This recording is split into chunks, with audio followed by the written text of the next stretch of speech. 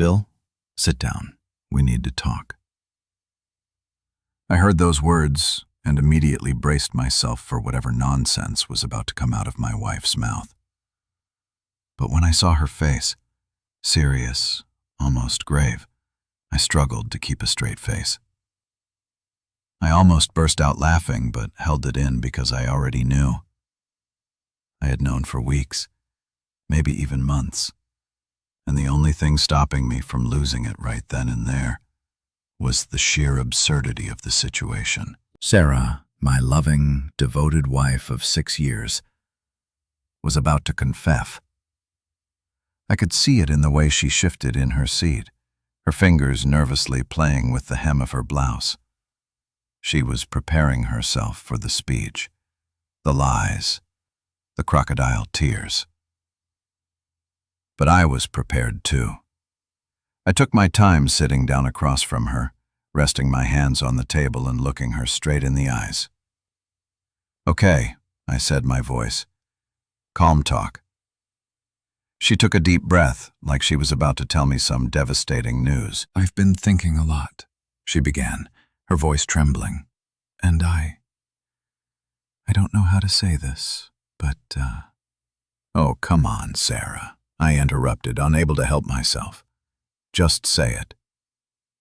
She looked startled, as if she expected me to beg her to soften the blow. "I've met someone," she finally blurted out. There. It was the line I had been expecting, but what I didn't expect was what came next. "And I think I'm in love with him." I stared at her, pretending to process what she just said. If only she knew that I had already processed it weeks ago, when I found the hotel receipts hidden in her purse, or when I saw the lipstick-stained shirt stuffed at the bottom of the laundry hamper. That definitely didn't belong to me or my personal favorite. When I got a message from an unknown number with a video attachment, and what was in that video? Let's just say it was Sarah and her new love, in a very compromising position at a hotel I had paid for. I leaned back in my chair, crossing my arms. "So let me get this straight. You've been cheating on me, and now you're coming clean."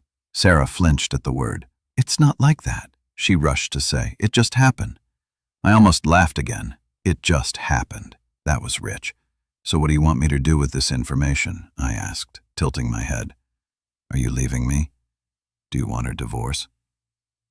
She hesitated, which told me everything. She hadn't planned this far ahead. "I don't know," she admitted. "I still love you, Bill. I don't want to hurt you." I let out a small chuckle. "You don't want to hurt me.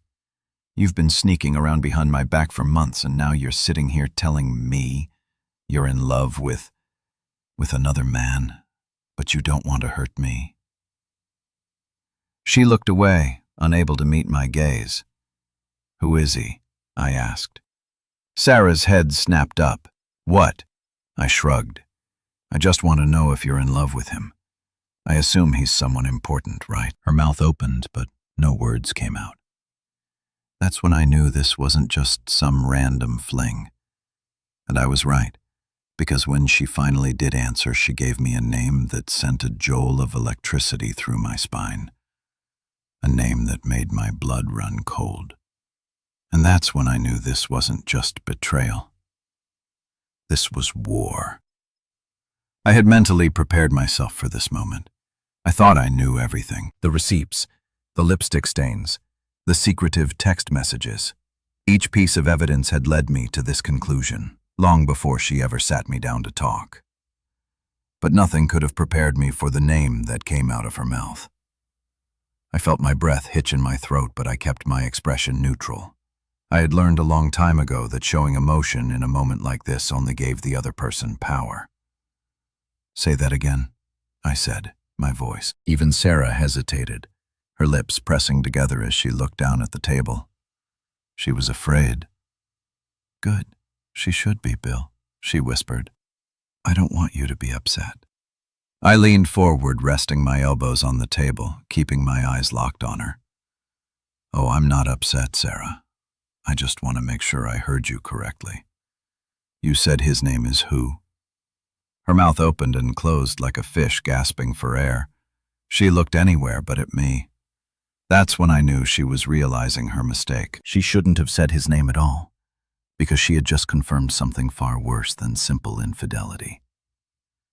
I had assumed she was cheating with some random guy she met at work, or maybe some old flame she reconnected with online.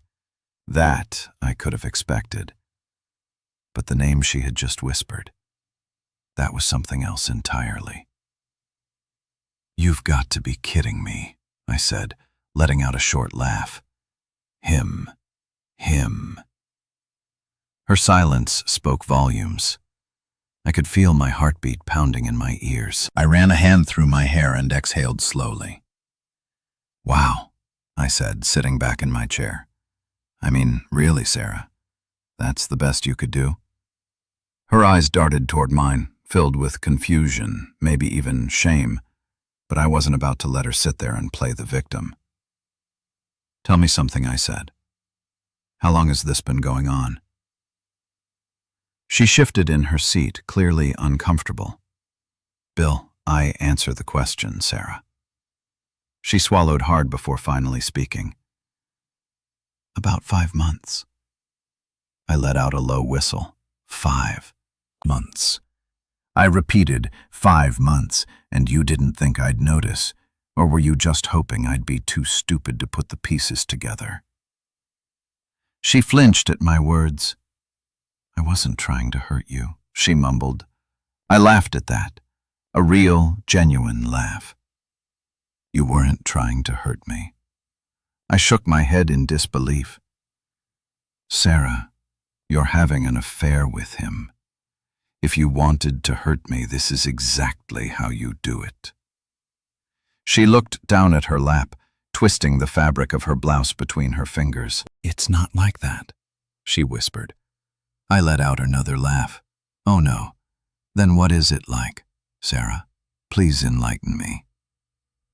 She didn't answer. Instead, she sat there staring at the floor, her face pale and her hands trembling. And for the first time since this conversation started, I saw something flicker across her face that I hadn't expected. Not guilt, not sadness, not regret. Fear. And that's when I knew she wasn't just afraid of losing me. She was afraid of what was going to happen next. Next, she knew she had just opened a door she couldn't close, and I was about to walk right through it. I sat there letting the weight of her words settle. 5 months. 5 months of sneaking around. 5 months of lying to my face. 5 months of playing the role of the perfect wife while sharing a bed with him, someone I never imagined would be the other man. I leaned back, rubbing a hand over my jaw, watching her fidget. She was unraveling the confidence she had walked in with, now slipping through her fingers like sand. The cracks in her act were beginning to show. "You haven't even asked me how I found out," I finally said. Sarah froze, her breath hitching. She hadn't expected that. Her lips parted slightly, like she wanted to say something, but she hesitated. Maybe she thought admitting her affair was enough and that I wouldn't question further. Or maybe she was just afraid of what I already knew. Billy. She swallowed, her fingers clenching into fists. "I just wanted to be honest. I couldn't keep it from you any longer." I barked out a laugh. "Oh, so now you care about honesty, Sarah. If that were true, you would have told me 5 months ago." Her eyes flickered with something. Guilt, maybe.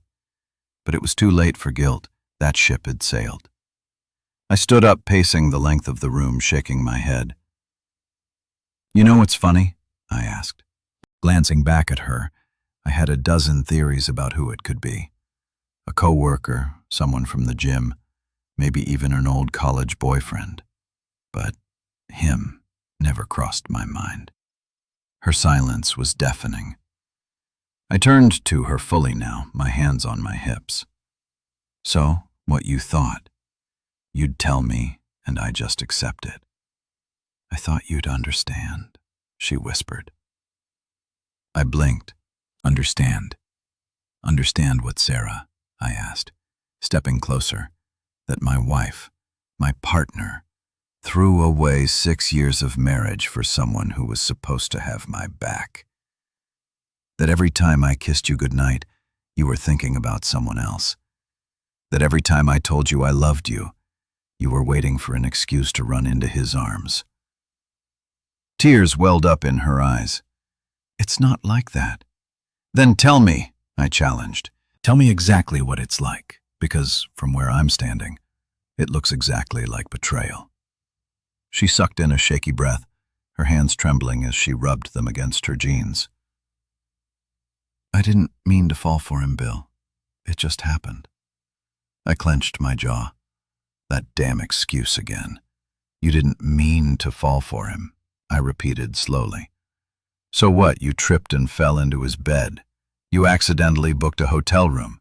You mistakenly called him instead of your husband when you needed someone to talk to. She let out a soft SOB, covering her face with her hands. But I didn't feel bad, not anymore, because she wasn't the victim. Here I was, and I wasn't going to let her twist this into something. It wasn't. She had been prepared for an easy confession. She had expected a broken man sitting across from her begging to know why.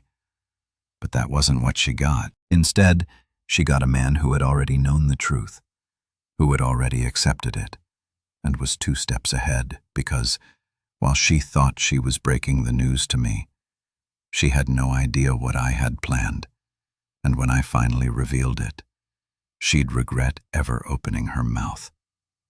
I stood there, watching her crumble. The confident, self-assured woman who had walked into this conversation thinking she was in control was now just a shell of herself.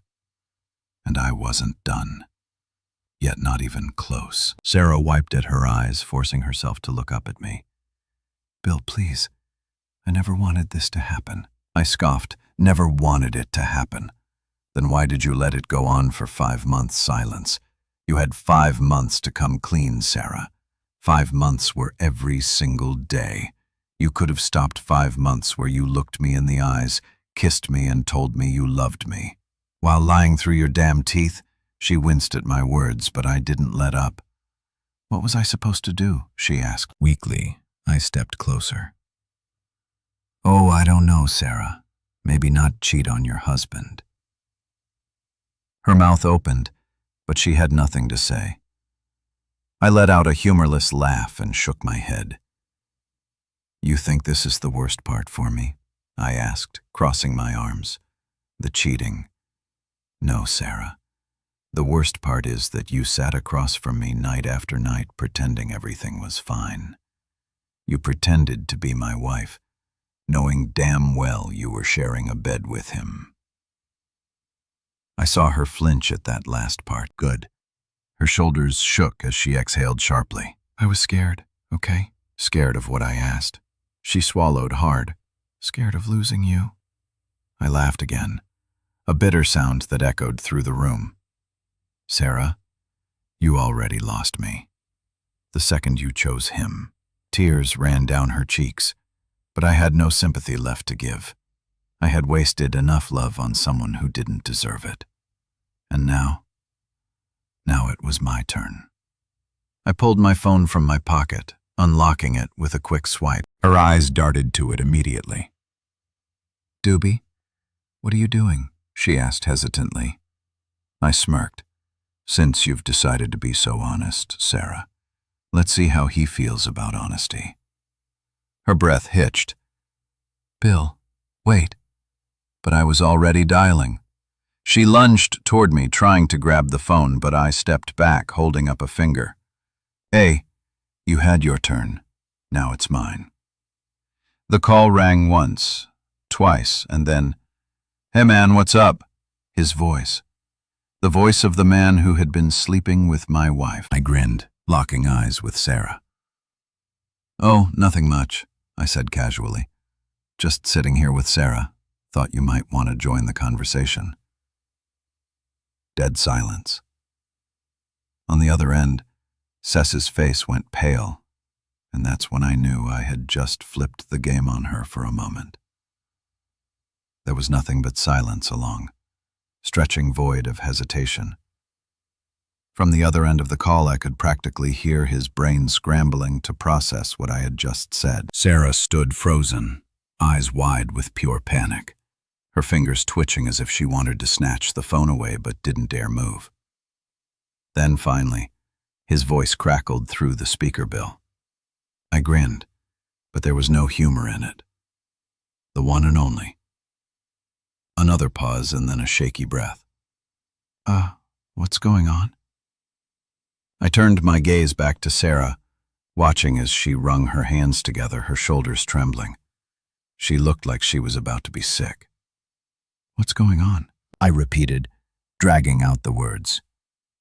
Well, buddy, I just thought you'd want to be part of this lovely little conversation. You know, since you've been such a big part of my marriage lately. I heard him exhale sharply. It was almost a relieved sound, like he was coming to terms with the fact that I knew, but he didn't hang up. That told me everything I needed to know. He was afraid of what I'd say, afraid of what I'd do. Sarah, on the other hand, was damned near. Hyperventilating, she reached out toward me, her voice barely above a whisper. Bill, please. I took a step back. Please what? Don't do this. Don't put you on the spot.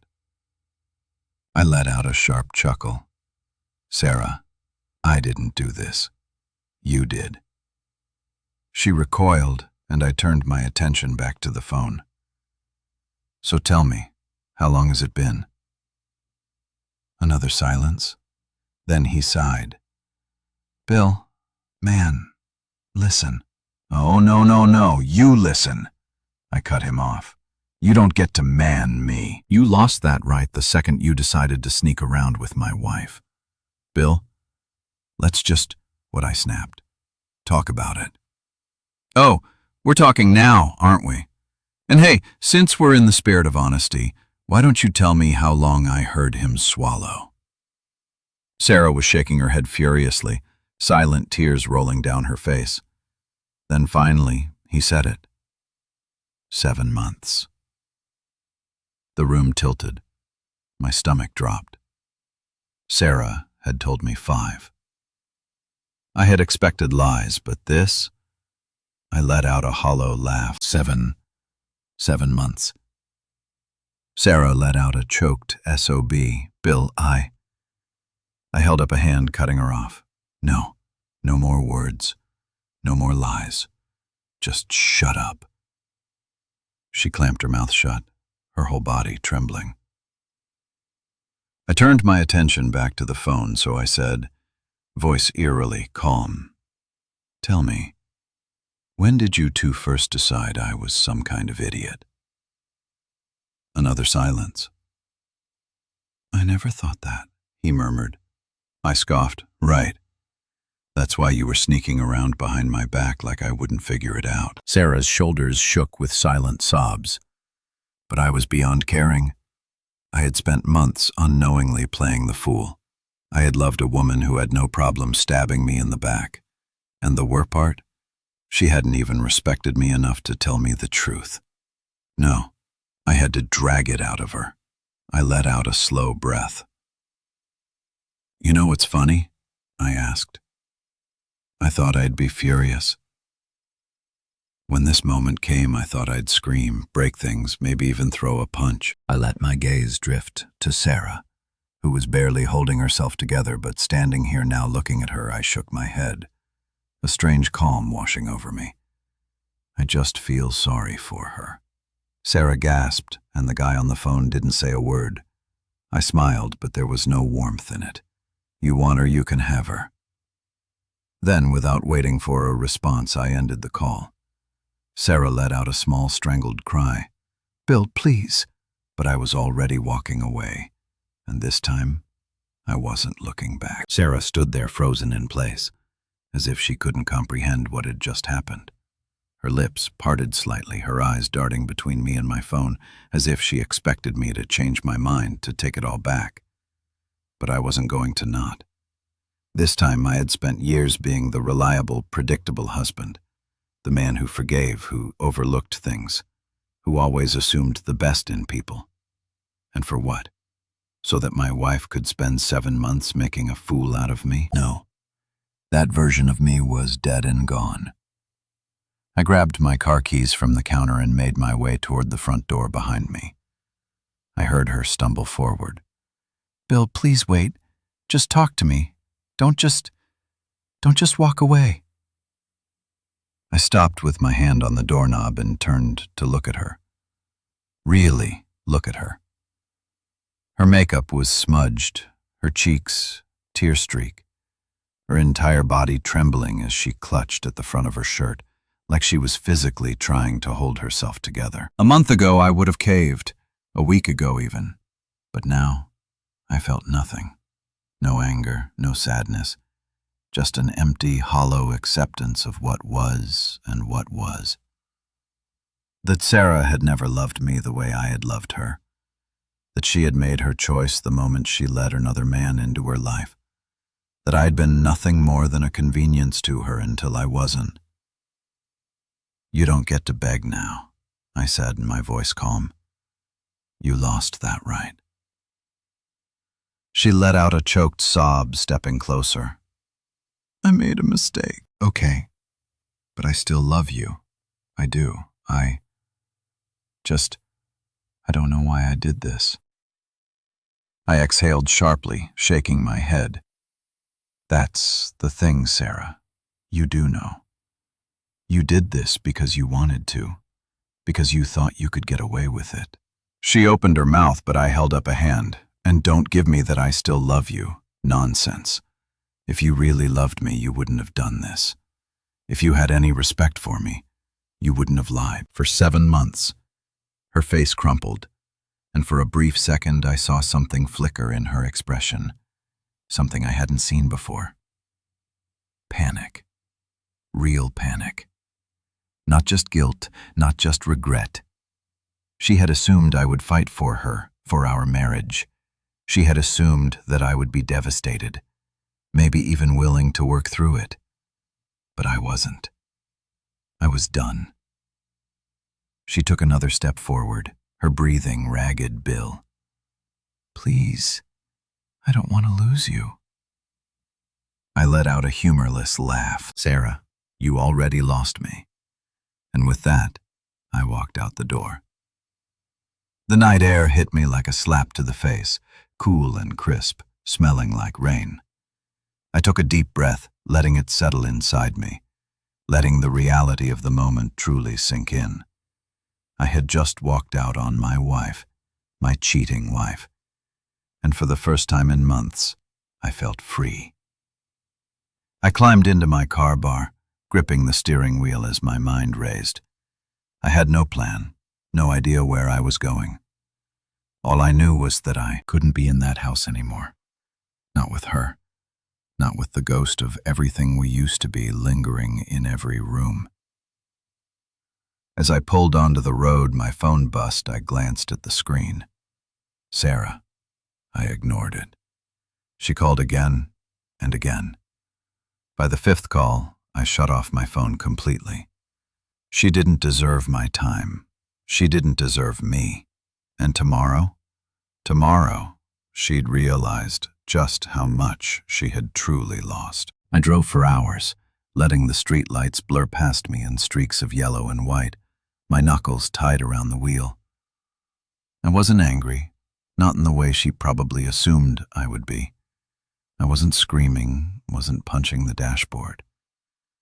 No, this was something colder, final.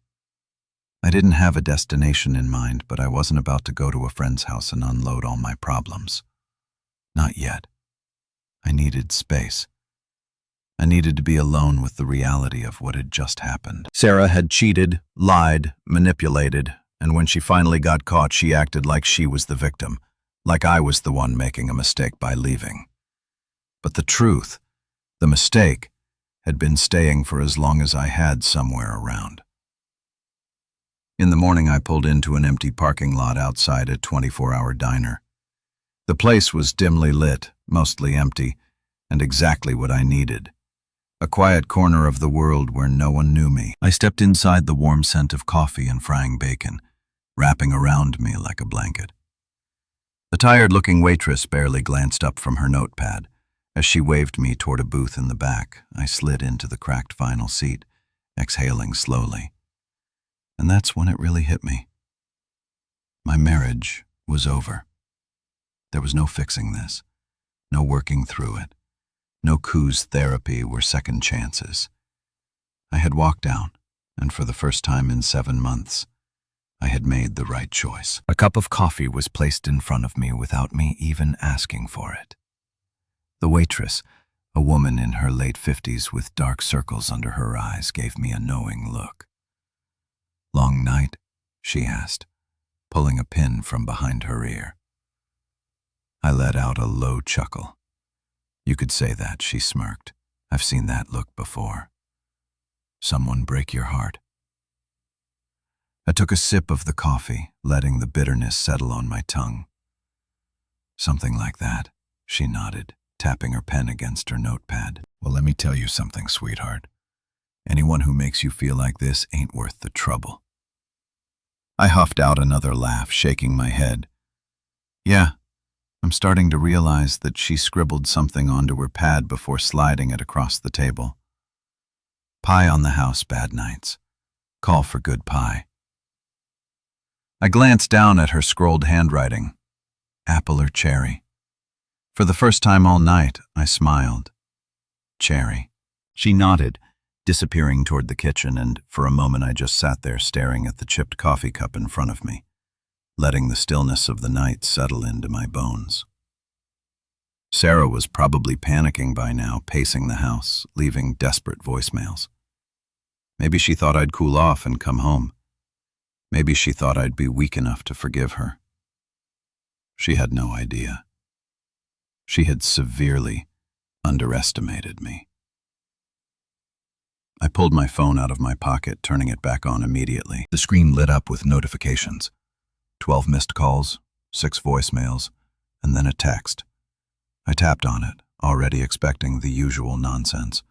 "The please Bill, just come home," or "I made a mistake," or "We can work through this."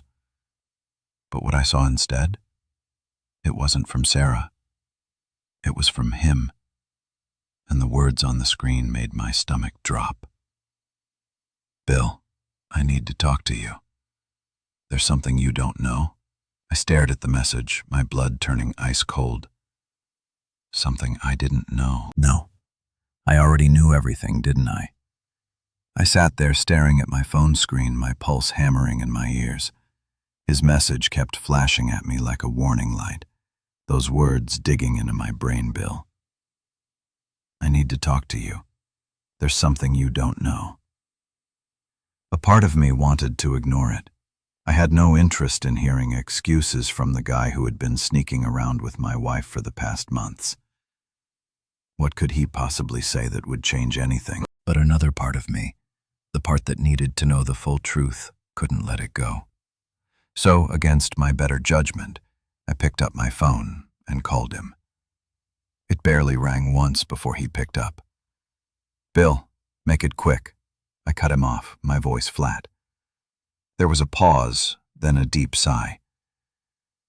"Look, man, I know you have every reason to hate me, and I won't try to justify what I did.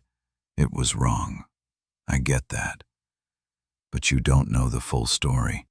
I clenched my jaw. Then, "Tell me." Another pause. Then finally he spoke. "She lied to me too." I frowned. What the hell does that mean? I didn't know she was married. He admitted, his voice tight. "Not at first. She told me she was divorced. Better. Husband. You had walked out on her years ago. I only found out a few weeks ago that she was still with you." I sat back in the booth, stunned. She lied to him too. He kept going. "When I confronted her, she swore she was leaving you soon, that you two were just roommates at this point." I didn't believe her. That's when I started putting things together. That's when I realized she wasn't just lying to you, she was lying to both of us. I exhaled, slowly, letting that sink in. Sarah hadn't just been having an affair. She had been playing both sides, manipulating, deceiving, keeping me as her stable safety net while sneaking around with him. And now she had lost both of us. I let out a low chuckle, shaking my head. Coo, we both got played, huh? Yeah, he admitted, his voice laced with regret. And, man, I'm sorry. I really am. If I had known, I never would have stopped. I said I don't need an apology from you. She made her choices and I made mine. He went quiet for a moment, then said, "So, what now?" I thought about it for a second, then smiled. Now, I move on. I hung up before he could say another word. For the first time all night I felt light, like I had finally dropped away. I didn't even realize I'd been carrying. Sarah had lost everything. Her marriage, her affair, her lies unraveling all at once. And me, I was free. I finished my coffee, left a tip for the waitress, and walked outside. The cool night air wrapped around me, but this time it didn't feel suffocating. It felt like a fresh start. Tomorrow I'd start the process of divorcing her.